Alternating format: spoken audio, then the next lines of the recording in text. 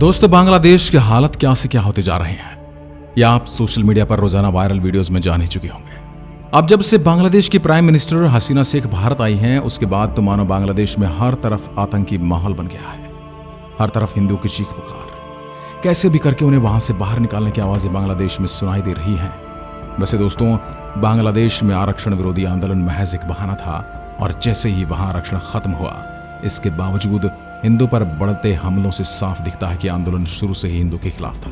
उनके घरों को जलाया जा रहा है, महिलाओं का अपहरण हो रहा है, व्यापारिक दुकानों प्रतिष्ठानों में लूटपाट हो रही है और मंदिरों को ध्वस्त किया जा रहा है। दोस्तों, आप माने या ना माने, आप इसे सुनकर अनसुना भी कर सकते हैं और इस पर सुनकर गौर भी कर सकते हैं। ये घटनाएं भारत के लिए गंभीर चिंता का विषय है और ये भारत के भविष्य को दर्शाती है। सरकार बांग्लादेश के अधिकारियों से लगातार संपर्क में है, लेकिन जब वहां की कानून व्यवस्था खुद ही बिखर रही हो तो सच को सामने लाना मुश्किल है। यहाँ केवल संपर्क में रहने से हिंदू के जान माल की सुरक्षा संभव नहीं है। राष्ट्रीय स्वयंसेवक संघ और आध्यात्मिक गुरुओं जैसे बाबा रामदेव और जग्गी वासुदेव ने भी इन अत्याचारों पर गहरी चिंता व्यक्त की है। अब समय आ गया है कि भारत वही साहस दिखाए जो उसने 1971 में दिखाया था। क्या अब हमें ठोस कदम उठाने की जरूरत नहीं है ताकि बांग्लादेश में हिंदू की सुरक्षा निश्चित की जा सके?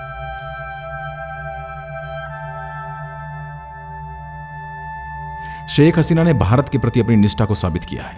उन्होंने चीन और अमेरिका के दबाव के बावजूद भारत के हितों के खिलाफ कोई कदम नहीं उठाया। पूर्वोत्तर के आतंकवाद को समाप्त करने में भी उन्होंने मोदी सरकार की अच्छी खासी मदद की थी। बांग्लादेश में चल रहे आतंकवादी ट्रेनिंग कैंपों को नष्ट करने और कई कुख्यात आतंकवादियों को भारत को सौंपने में उनकी भूमिका महत्वपूर्ण रही। हालांकि वर्तमान में अवामी लीग सत्ता में नहीं है।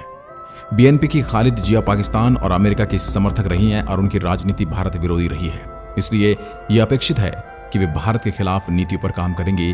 फिर भी अंतर्राष्ट्रीय कूटनीति में संभावनाएं हमेशा खुली रहती हैं और बदलाव संभव है।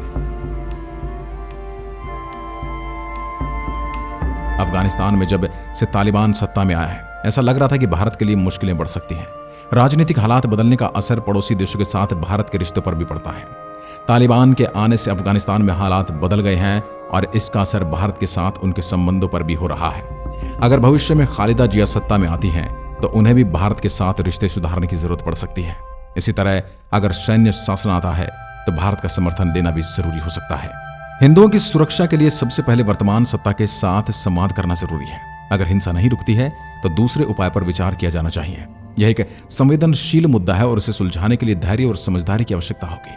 1971 का साल भारत, पाकिस्तान और बांग्लादेश के इतिहास में काफी अहमियत रखता है और यही वो साथ था दोस्तों जब भारत ने पाकिस्तान को वो जख्म दिया था जिसकी टीस पाकिस्तान को हमेशा महसूस होती रहती है। बांग्लादेश की बात करें तो वह वही साल था जब दुनिया के नक्शे पर बांग्लादेश एक स्वतंत्र देश के रूप में उभरा था। 1971 के उस इतिहास बदलने वाले युद्ध की शुरुआत 3 दिसंबर 1971 को हुई थी।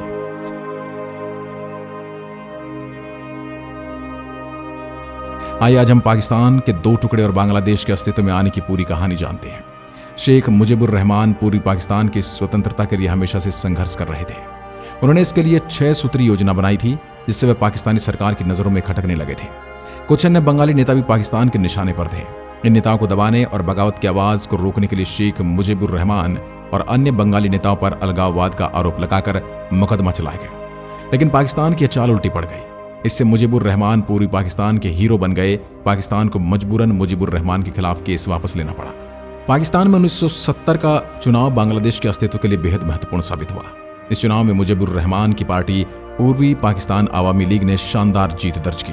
पूर्वी पाकिस्तान की 169 में से 167 सीटें मुजीब की पार्टी को मिली। 313 सीटों वाली पाकिस्तान संसद में मुजीब के पास सरकार बनाने के लिए पर्याप्त बहुमत था, लेकिन पश्चिमी पाकिस्तान के नेताओं और सैन्य शासन ने यह बर्दाश्त नहीं किया कि मुजीब पाकिस्तान पर शासन करे।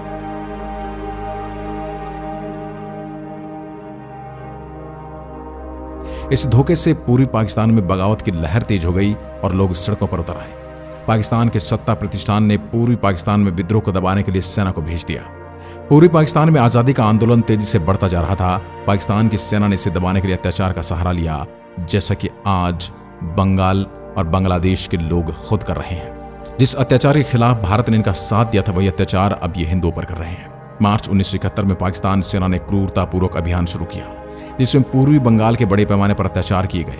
लोगों का जीवन खत्म किया जाने लगा और लड़कियों की अस्मत लूटी जाने लगी। मुजीबुर रहमान को गिरफ्तार कर लिया गया। गिरफ्तारी और टॉर्चर से बचने के लिए बड़ी संख्या में अवामी लीग के सदस्य भागकर भारत आ गए। शुरू में पाकिस्तानी सेना की 4 इन्फेंट्री ब्रिगेड इस अभियान में शामिल थी, लेकिन बाद में इसकी संख्या बढ़ती चली गई। भारत में शरणार्थी संकट बढ़ने लगा। 1 साल से भी कम समय में करीब 1 करोड़ शरणार्थी बांग्लादेश से भागकर भारत के पश्चिमी बंगाल में शरण लेने लगे। इससे भारत पर पाकिस्तान के खिलाफ कार्रवाई करने का दबाव बढ़ गया। तब मार्च 1971 के अंत में भारत सरकार ने मुक्ति वाहिनी की मदद करने का फैसला किया था। मुक्ति वाहिनी पाकिस्तान से बांग्लादेश को आजाद कराने वाली पूर्वी पाकिस्तान की सेना थी। इसमें पूर्वी पाकिस्तान के सैनिकों और हजारों नागरिक शामिल थे। 31 मार्च 1971 को इंदिरा गांधी ने भारतीय संसद में भाषण देते हुए पूर्वी बंगाल के लोगों की मदद करने की बात कही थी। 29 जुलाई 1971 को भारतीय संसद में सार्वजनिक रूप से पूर्वी बंगाल के लड़ाकों की मदद करने की घोषणा की गई। भारतीय सेना ने भी अपनी तैयारी शुरू कर दी, जिसमें मुक्ति वाहिनी के लड़ाकों को प्रशिक्षण देना भी शामिल था।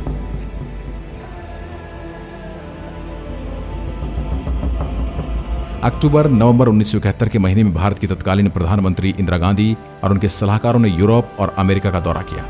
उन्होंने दुनिया के लीडरों के सामने भारत के नजरिए को रखा, लेकिन इंदिरा गांधी और अमेरिका के तत्कालीन राष्ट्रपति रिचर्ड निक्सन के बीच बातचीत किसी नतीजे पर नहीं पहुंची। निक्सन ने मुजीबुर रहमान की रिहाई के लिए कुछ भी कहने से हाथ खड़ा कर दिया।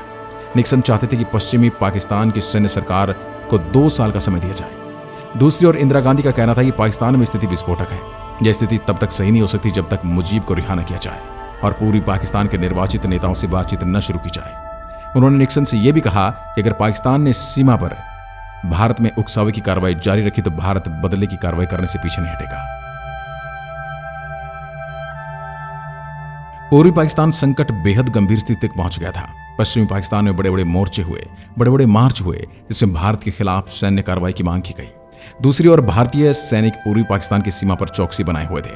23 नवंबर 1971 को पाकिस्तान के राष्ट्रपति याहिया खान ने पाकिस्तानियों को युद्ध के लिए तैयार रहने को कहा था और फिर 3 दिसंबर 1971 को पाकिस्तान की वायुसेना ने भारत पर हमला कर दिया और अमृतसर, आगरा समेत कई शहरों को निशाना बनाया। इसी के साथ 1971 का भारत पाक युद्ध शुरू हो गया और 16 दिसंबर 1971 को पाकिस्तान की सेना के आत्मसमर्पण और बांग्लादेश के जन्म के साथ ही युद्ध खत्म हुआ। तो दोस्तों, ये थी बांग्लादेश बनने की कहानी और वहां पर अब क्या हालात हैं आपको पता ही है। जिस बांग्लादेश को भारत ने शरण दी, जिस बांग्लादेश की आजादी में भारत ने उसका साथ दिया, वही अब हिंदू पर अत्याचार कर रहा है। लेकिन सवाल ये खड़ा होता है, जो बांग्लादेश में करोड़ों हिंदू मदद की आस लगाए बैठे हैं, उनकी मदद कौन करेगा? क्या उन्हें भी यूं ही जलने मरने के लिए बांग्लादेश में छोड़ दिया जाएगा या भारत इसमें कोई हस्तक्षेप करेगा? आपको क्या लगता है? इसके बारे में अपनी राय कमेंट में जरूर बता सकते हैं। क्या भारत को इसमें हस्तक्षेप करना चाहिए या नहीं? जय हिंद, जय भारत।